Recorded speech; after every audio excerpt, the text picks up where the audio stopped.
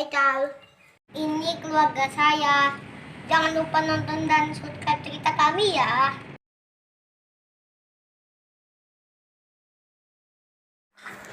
Dahulu, di sebuah desa, hiduplah seorang perempuan janda yang bernama Mbok Sarni. Ia hidup sebatang kara. Ia telah lama ditinggal suaminya dan tidak memiliki anak. Andaikan aku mempunyai anak, pasti aku tidak akan kesepian lagi. Setiap sore, Mbok Sarni pergi ke hutan mencari kayu bakar untuk ia jual dan dipakai sendiri untuk kebutuhan memasak. Suatu hari di tengah perjalanan, Mbok Sarni bertemu dengan seorang raksasa.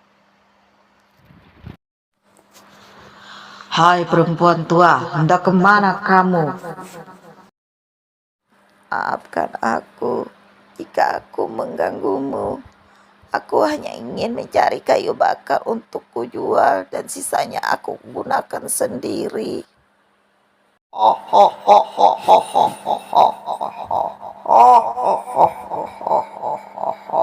Kamu boleh saja pergi dari sini, asalkan kamu memberikan seorang anak manusia untuk menjadikan makananku.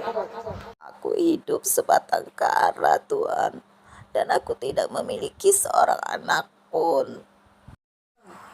Baiklah perempuan tua, ini kuberikan kepadamu. Tanamlah benda ini di halaman rumahmu. Lihat saja hasilnya. Kau akan mendapatkan seorang anak dalam 2 minggu. Apa benar? Kau lakukan saja seperti yang aku perintahkan kepadamu. Tapi ingat, ketika engkau telah memiliki seorang anak dan genap usia 6 tahun, serahkan ia kepadaku untuk kujadikan makananku. Baiklah. Mbok Sarni pun menyanggupi kesepakatan antara dirinya dengan sang raksasa. Ia pun lalu pergi meninggalkan hutan menuju rumahnya. Sesampainya di rumah, Mbok Sarni langsung menanam biji-biji tersebut. Oh, ternyata bungkusan yang diberikan raksasa berisi biji mentimun.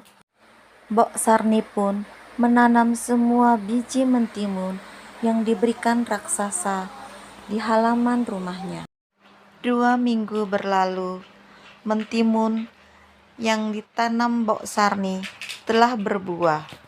Di antara mentimun-mentimun itu terdapat sebuah mentimun besar yang berwarna emas. Mbok Sarni memetik mentimun tersebut dan membawanya pulang. Di rumah, Mbok Sarni membelah mentimun tersebut. Ternyata berisikan seorang bayi perempuan.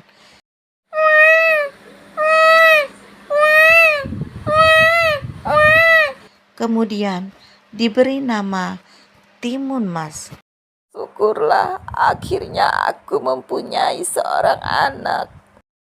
Mbok Sarni membesarkan Timun Mas dengan penuh kasih sayang. Waktu berlalu, Timun Mas tumbuh menjadi anak yang cantik dan baik hati. Timun Mas begitu rajin dalam membantu urusan pekerjaan Mbok Sarni. Mbok Sarni pun merasa sangat terbantu dengan adanya Timun Mas. 6 tahun berlalu, datanglah raksasa menagih janji Mbok Sarni. Hai, wanita tua, mana anak itu? Aku ingin memakannya. Wahai Tuan, datanglah nanti setelah anaknya berumur 17 tahun, agar lebih besar dan semakin enak untuk kau makan. Kalau sekarang dia masih kecil. Baiklah kalau begitu, aku akan kembali lagi untuk menagih janjimu. Kemudian raksasa pun pergi meninggalkan Mbok Sarni. Hari-hari pun berlalu. Timun Mas hampir berusia 17 tahun. Setiap hari, Mbok Sani berpikir keras untuk mencari jalan agar anaknya tidak disantap oleh raksasa. Suatu hari, ketika Mbok Sarni tidur, dia bermimpi bertemu dengan seseorang yang menyarankan untuk memberikan 4 bungkusan yang berisikan biji timun, jarum, garam, dan terasi kepada Timun Mas bila dia dikejar raksasa. Keesokan harinya, Timun Mas genap berusia 17 tahun. Kemudian Mbok Sarni memberikan 4 bungkusan kepada Timun Mas. Anakku, pergilah dari sini sebelum raksasa datang. Bawalah bungkusan ini dan lemparkan ke arah raksasa bila dia mendekatimu. Baiklah, Ibu. Kemudian Timun Mas pergi berlari meninggalkan rumah Mbok Sarni. Kemudian raksasa pun datang. Hai wanita tua, serahkan anakmu, penuhi janjimu. Jangan Tuan, jangan makan anakku. Aku sangat menyayanginya. Cepat. Serahkan anakmu sekarang juga. Anakku tidak di rumah, Tuan. Kemudian raksasa tersebut melihat Timun Mas berlari. Oh, itu dia anak gadisnya. Akan ku kejar. Raksasa pun mengejar Timun Mas. Raksasa itu sudah dekat. Aku lempar saja bungkusan pertama ini. Kemudian Timun Mas melemparkan bungkusan yang berisi biji mentimun ke tanah. Tanah yang dilempar biji mentimun berubah menjadi ladang mentimun yang berbuah lebat. Oh, ada ladang mentimun. Kayaknya buahnya segar. Aku mau makan dulu. Segar, enak. Sekarang tenagaku bertambah untuk mengejar si gadis Timun Mas. Kemudian raksasa kembali mengejar Timun Mas. Raksasa itu sudah dekat. Aku lempar saja bungkusan kedua.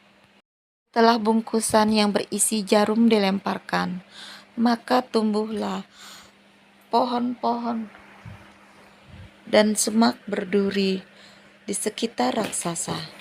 Kurang ajar anak itu. Raksasa pun berhasil melewati rintangan kedua. Setelah berhasil bebas, raksasa kembali mengejar Timun Mas. Kemudian Timun Mas melemparkan bungkusan yang ketiga. Bungkusan yang berisi garam berubah menjadi lautan. Aduh, lukaku sangat perih kena air garam. Tapi aku tetap harus mengejar anak itu.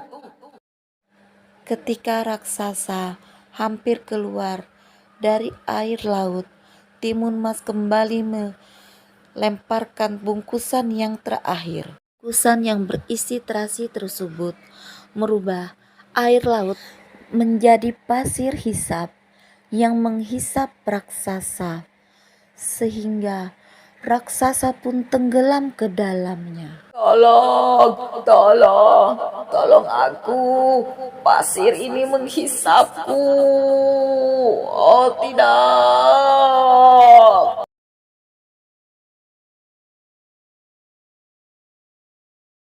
Syukurlah, raksasa tersebut telah mati. Timun Mas pun kembali ke rumah Mbok Sarni dan mereka pun hidup bahagia.